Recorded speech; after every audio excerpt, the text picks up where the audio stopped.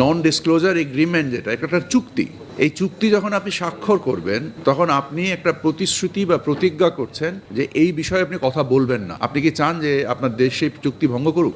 গতকাল যুক্তরাষ্ট্র থেকে ফিরেছি আমাদের দ্বিতীয় রাউন্ডের আলোচনা শেষ করে, এবং আমরা তৃতীয় রাউন্ড আলোচনার জন্য প্রস্তুতি নেওয়ার জন্য এবং প্রাসঙ্গিক এবং কিছু বিষয়ে আমাদের স্টেক হোল্ডার কনসালটেশন যেটা আমরা আজকে করলাম বা আরও সামনে করব, এবং আমাদের আন্তঃমন্ত্রণালয়ের বিভিন্ন সংশ্লিষ্ট বিষয় রয়ে গিয়েছে সেগুলোকে আমলে নিয়ে আমাদের প্রস্তুতি সম্পূর্ণ করে আমরা অতি দ্রুত আবার যুক্তরাষ্ট্রে ফেরত যাচ্ছি, এবং আমরা আশা করছি যে আল্লাহর রহমতে আমাদের একটা ভালো আউটকাম যেন এটার জন্য আসে, এটার জন্য আমরা সার্বিকভাবে সকলে একত্রে কাজ করছি। আমাদের আলোচনাগুলো উৎসাহব্যঞ্জক এবং আমাদের আলোচনাটা যথেষ্ট এঙ্গেজিং ছিল উভয় পক্ষের সর্বোচ্চ লেভেলে এনগেজ। আমরা আপনারা হয়তো জেনেছেন যে প্রেস সেক্রেটারির বরাত দিয়ে যে যুক্তরাষ্ট্রের বাণিজ্য মন্ত্রীর সাথেও আমার দ্বিপাক্ষিক বৈঠক হয়েছে। আমরা আমাদের টিম দফাওয়ারিভাবে যারা আমাদের সাথে নেগোসিয়েশনের সংশ্লিষ্ট ছিলেন প্রায় 35-40 জনের সাথে আমাদের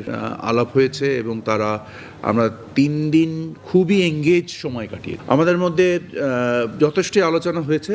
পরামর্শ আকারে আমরা সুন্দর সুন্দর কিছু পরামর্শ এখানে পেয়েছি, যে পরামর্শগুলোকে আমরা কাজে লাগাবো। আমি বলবো যদি আপনি সাবজেক্টিভলি আমার কাছে জিজ্ঞেস করেন তাহলে আমাদের আলোচনা যথেষ্ট এঙ্গেজিং ছিল, এবং আমরা আশা করি যে আমরা এখান থেকে একটা প্রাসঙ্গিক যে আমাদের আমরা যৌক্তিক যে শুল্ক নির্ধারণ করবে আমাদের রপ্তানির উপরে, কারণ আমরা প্রতিযোগিতামূলক মূল্যে বা মার্কিন যুক্তরাষ্ট্রের বাজারে ব্যবসা করি, এবং আমরা 2015 সাল থেকেই তাদের ওখানে শুল্ক কর পরিশোধ করে ব্যবসা করি। সো আমাদের ব্যবসা প্রতিষ্ঠান নিজস্ব সক্ষমতার ভিত্তিতে এই ব্যবসাটা করে থাকেন। আমরা আশা করি আমাদের সক্ষমতা দিয়ে, এবং যদি তুলনামূলকভাবে আমাদের সাথে কোনো বৈষম্যমূলক অবস্থান না তৈরি হয়, আমাদের ব্যবসায়িক প্রতিষ্ঠানগুলো সফলতার সাথে ব্যবসা করে যাবে বলে আমি ব্যবসায়ীদের সাথে একসাথে দৃঢ় আস্থা।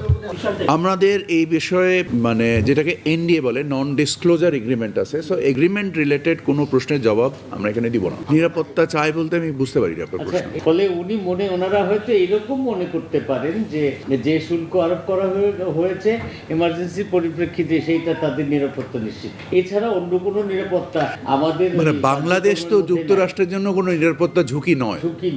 আপনার ঠিক প্রশ্নটা আমি বুঝতে পারিনি।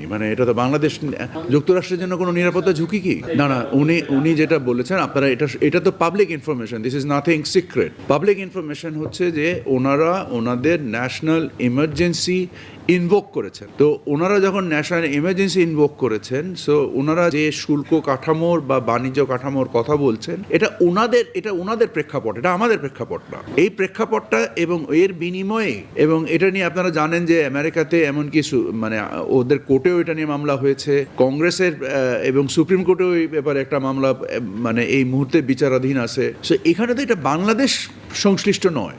আমরা অবশ্যই বাণিজ্য বৃদ্ধি করতে চাই। সো আমাদের যে প্রিমিসটা যেটা নিয়ে আলোচনা হয়েছে সেটা হচ্ছে যে বাণিজ্যের ঘাটতির যে একটা পরিমাপ করা হয়েছে, এই ঘাটতি উভয় পক্ষই কমাতে চায়, যুক্তরাষ্ট্র কমাতে চায়, বাংলাদেশও কমাতে চায়। সেটা আপনার নিজস্ব বক্তব্য।